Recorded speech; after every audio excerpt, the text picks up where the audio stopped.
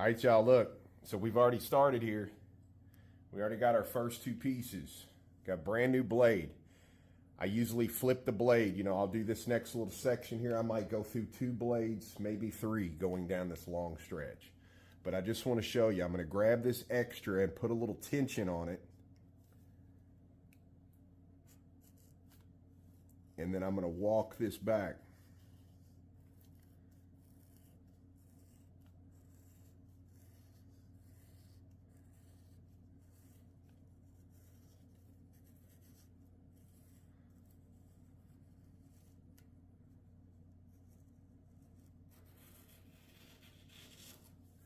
Just like that. And some of this right here, we go back.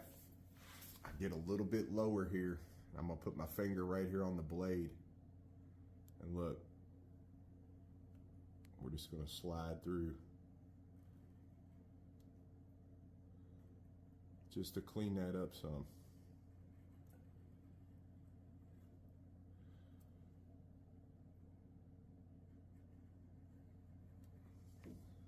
Just like that.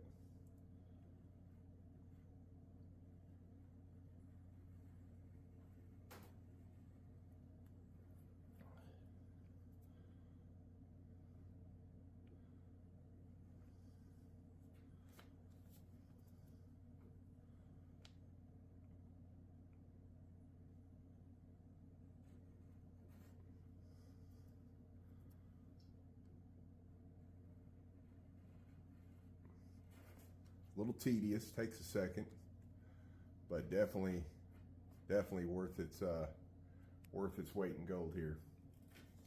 Okay, so now we're going to go ahead. We're going to do this long strip. We're going to do this top part, and then we're going to come back, and I'm going to show you something. We're going to test this before we actually go to do it. Very important step. All right, so real quick, before we get to the other steps, you know, we feel like this is a very important step so that you're not caught off guard. This is our factory edge here on our sheet. And in doing so, especially with birch, with other materials, with other species of wood, you have, even on a factory edge, you have these holes. Okay, now we're not worried about the holes breathing and causing any problems or anything like that. What we are worried about is when we come on with the resin, we are worried about putting that resin wall right over that guy. It's going to start breathing very little, but it's going to bulge out and cause a big bubble. Now, in our case, once we're done with this project, all this side stuff here on the perimeter, we are trimming out in a really pretty trim to accommodate the piece. But the importance, when the resin's up here and it goes to roll over, we don't want a gazillion bubbles here that we're going to have to, you know, sand off or pop as they accumulate, try to time them out right to pop them where it's getting ready to cure. We don't want all that. So what we're going to do is we're going to take, and this is very important, there are different wood fillers. Okay, there are wood fillers that are oil-based. It says it right on the little container. You don't want those. Nothing oil-based. Okay, so that's why we are using this guy right here. Plastic, all-purpose wood filler. Okay, repairs cracks, gouges, and holes. Shrinking crack resistant, strong nail and screw anchoring, dries hard, smooth finish, easy water cleanup. So that's how you know you got the right one. And all you want to do here, we're not trying to make this look pretty. We don't care. The edge is going to be covered. We just don't want to go through what we know is going to happen with a pretty finish sitting up here. We don't want to go through that on the sides all the way around. So it's best to take your time and, you know, take this step. Don't cheat this step, or you're going to have pretty up here and you're going to be having all this to deal with later. And another good thing I want to point out to you before you use it, usually when you open these up and cut that little tip, it's very watery in the beginning, okay? Shake it up. A lot of that stuff that makes it more firm and more dry is down here on the bottom, and it needs to get worked in. So shake that up a little bit before you get going. And a lot of times what I'll do is I'll weigh some like this. There you go. To where I know I'm smooth in the beginning here was a lot more watery right there. So now that I know I'm smooth, now I'll go ahead and go. And this is how we do it. I will sit here and put that flat up against and punch it, push until it oozes out. And then just like that. If I have some left, I'll go ahead and do it here to another hole.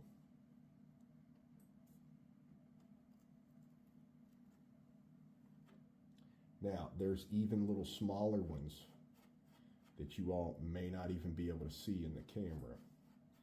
So that's why I'm doing this right here.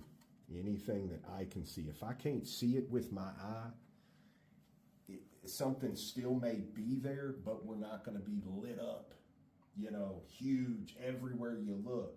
There might be a few here and there. Those are no big deal. It happens. We'll buff those out at the end before our trim sits on here flush and wraps this project. But this is more so that I get everything that I can obviously see, and it's just going to eliminate a lot of things later that we don't really want to deal with.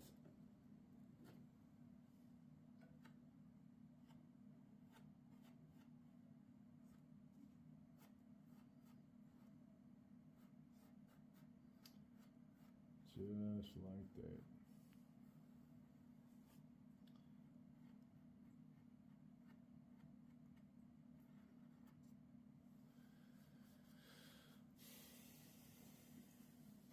So that's it for this. We're